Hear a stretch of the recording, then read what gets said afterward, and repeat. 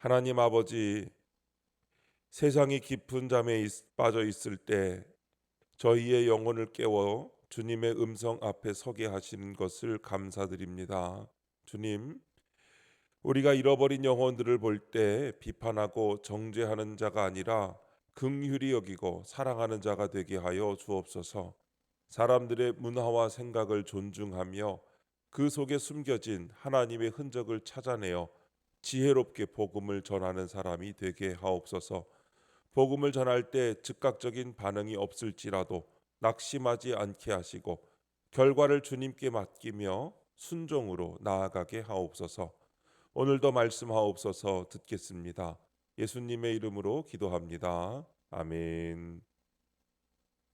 성경 말씀 사도행전 17장 16절부터 34절까지 말씀입니다.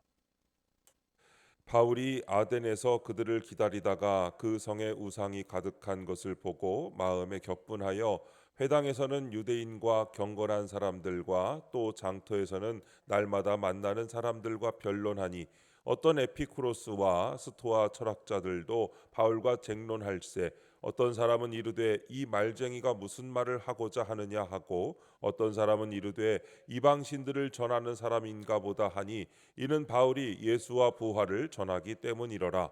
그를 붙들어 아레오바고로 가며 말하기를 네가 말하는 이 새로운 가르침이 무엇인지 우리가 알 수 있겠느냐. 네가 어떤 이상한 것을 우리 귀에 들려주니 그 무슨 뜻인지 알고자 하노라 하니 모든 아덴 사람과 거기서 나그네 된 외국인들이 가장 새로운 것을 말하고 듣는 것 이외에는 달리 시간을 쓰지 않음이더라. 바울이 아레오바고 가운데 서서 말하되 아덴 사람들아 너희를 보니 범사에 종교심이 많도다. 내가 두루 다니며 너희가 위하는 것들을 보다가 알지 못하는 신에게라고 새긴 단도 보았으니 그런즉 너희가 알지 못하고 위하는 그것을 내가 너희에게 알게 하리라.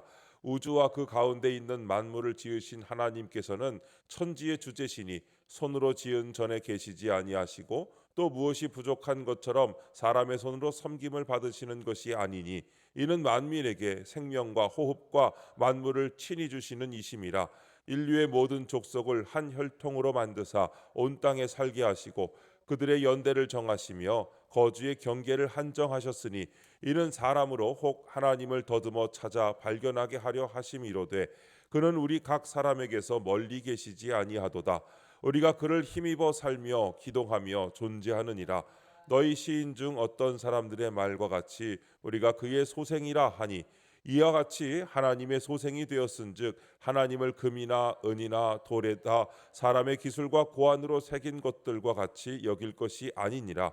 알지 못하던 시대에는 하나님이 간과하셨거니와 이제는 어디서든 사람에게 다 명하사 회개하라 하셨으니 이는 정하신 사람으로 하여금 천하를 공의로 심판할 날을 작정하시고 이에 그를 죽은 자 가운데서 다시 살리신 것으로 모든 사람에게 믿을 만한 증거를 주셨음이니라 하니라. 그들이 죽은 자의 부활을 듣고 어떤 사람은 조롱도 하고 어떤 사람은 이 일에 대하여 네 말을 다시 듣겠다 하니 이에 바울이 그들 가운데서 떠나매 몇 사람이 그를 가까이하여 믿으니 그 중에는 아레오바고 관리 디오누시오와 다말이라 하는 여자와 또 다른 사람들도 있었더라. 아멘. 그것을 알게 하리라라는 제목으로 말씀의 은혜를 함께 나누겠습니다. 본문 요약입니다. 바울이 우상이 가득한 아덴에서 하나님을 모르는 사람들에게 창조주 하나님과 예수 그리스도의 복음을 전합니다. 그는 그들의 문화와 상황을 이해하며 지혜롭게 설명합니다. 바울이 전한 복음을 듣고 일부 사람들은 예수님을 믿게 됩니다. 첫 번째, 성령의 격분 16절부터 21절입니다. 바울은 아덴의 우상 숭배 문화를 보고 격분합니다. 그의 이런 거룩한 분노는 곧 적극적인 전도로 이어집니다.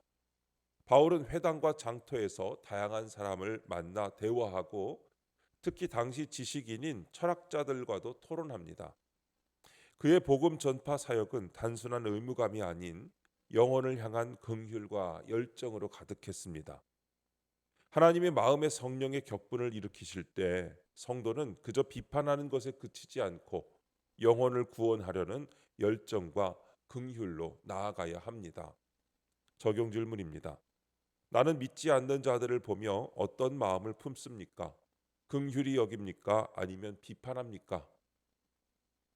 혹시 직장 동료가 주말에 절에 다녀왔다는 이야기를 들을 때 우리는 어떤 반응을 보입니까? 마음속으로 저 사람은 미신에 빠졌어라며 비판하고 있지는 않습니까? 이웃이 점집을 찾았다는 소식을 들었을 때 어리석은 사람이라고 판단하며 거리를 두고 있지는 않습니까? 바울의 격분과 우리의 비판 사이에는 큰 차이가 있습니다. 바울의 격분은 사랑에서 나왔고 행동으로 이어졌지만 우리의 비판은 종종 교만에서 나와 무관심으로 끝날 때가 있습니다.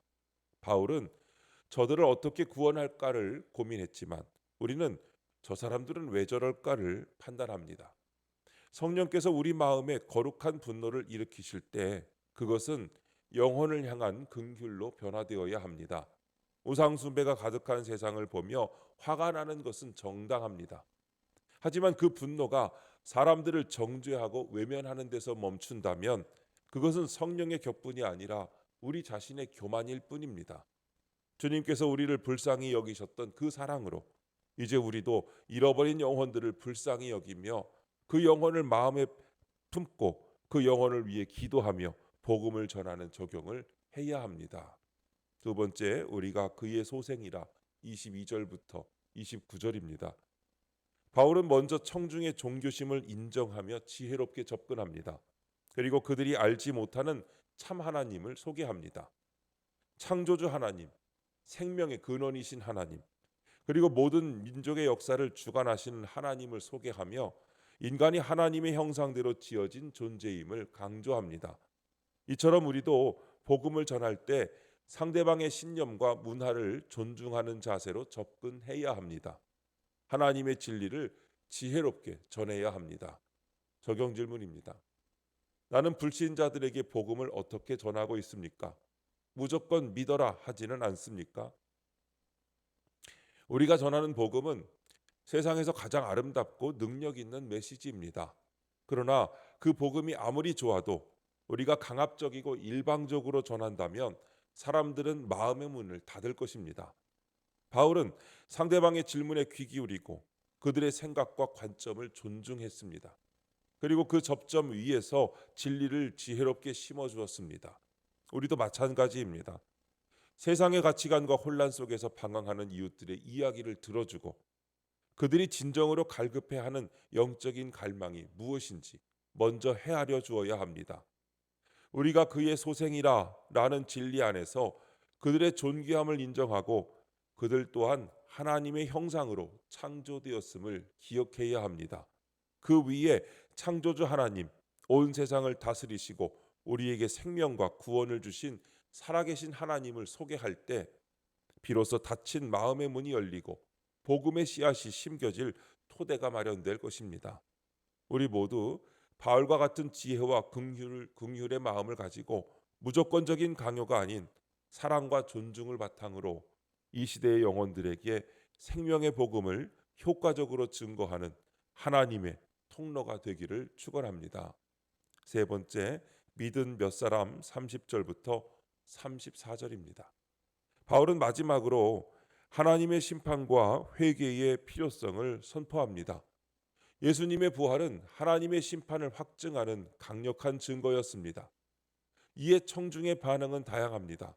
어떤 이들은 조롱하고 어떤 이들은 관심을 보이며 디오누시오와 다마리를 비롯한 몇몇은 믿음으로 응답합니다. 우리가 복음의 씨앗을 뿌리면 그 열매는 하나님이 맺게 하십니다. 복음에 대한 반응은 다양하지만 하나님은 자신의 방법으로 구원의 역사를 이루어 가십니다. 적용 질문입니다. 나는 하나님의 주권을 신뢰하며 복음을 전합니까? 우리가 아무리 지혜롭게 복음을 전하고 아무리 뜨거운 열정으로 영혼을 사랑한다 할지라도 믿음을 선물하시는 분은 오직 하나님이십니다. 하나님의 주권을 신뢰한다는 것은 복음 전도의 과정과 결과 모두를 하나님께 맡긴다는 뜻입니다. 사람들의 냉담한 반응에 낙심하지 않고 소수의 믿음의 응답에도 기뻐하며 하나님께서 자신의 때에 자신의 방법으로 구원의 역사를 이루어 가실 것을 굳게 믿고 묵묵히 복음의 씨앗을 뿌리는 것입니다. 아레오바고 관리 디오누시오와 다마리아와 같은 소수의 믿는 자들이 나타났을 때 바울은 결코 그것을 실패로 여기지 않았을 것입니다. 그 작은 시작이 하나님의 위대한 구원 역사의 한 부분이 될 것을 믿었기 때문입니다. 하나님은 우리가 전한 복음을 반드시 사용하십니다. 때로는 지금 당장이 아니라 몇 년 뒤에 열매를 맺게 하시기도 합니다. 혹은 내가 뿌린 씨를 다른 사람이 거두게 하시기도 합니다. 그렇기에 우리의 사명은 결과를 만드는 것이 아니라 하나님의 일에 그때그때 순종하는 것입니다. 오늘도 하나님의 주권을 신뢰하고 순종하며 우리의 할 일을 하면서 사명 감당하며 살아가는 저와 여러분 되시기를 주님의 이름으로 축원합니다. 기도하겠습니다. 하나님 아버지, 우상이 가득한 이 시대에 영혼을 향한 애타는 관심으로 성령의 격분을 하게 하옵소서. 상대방의 신념과 문화를 존중하는 자세로 하나님의 진리를 지혜롭게 전하게 하옵소서. 모든 전도의 열매가 주님 손에 달려 있음을 믿고 신실하게 나아가게 하옵소서. 주님, 이 시간 주님께 기도하는 성도의 기도 가운데 함께하여 주시옵시고 주님의 세미한 음성을 들려주시며 그 선하신 손길로 붙들어 주시옵소서. 우리 주 예수님의 이름으로 기도드립니다. 아멘.